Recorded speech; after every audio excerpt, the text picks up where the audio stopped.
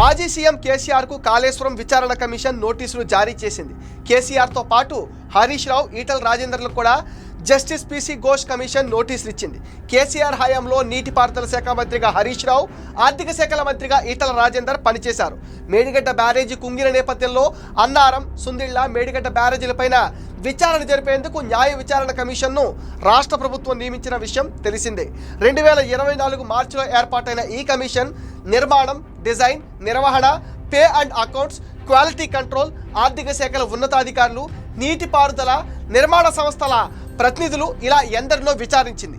ఇప్పుడు కేసీఆర్, హరీష్ రావుతో పాటు బీజేపీ ఎంపీగా ఉన్న ఈటలను విచారణకు పిలిచింది justice PC Ghosh commission. June 5న కేసీఆర్, జూన్ 6న హరీష్ రావు, జూన్ 9న ఎంపీ ఈటల రాజేందర్ ముగ్గురు కమిషన్ కార్యాలయంలో విచారణకు రావాలని నోటీసుల్లో పేర్కొంది.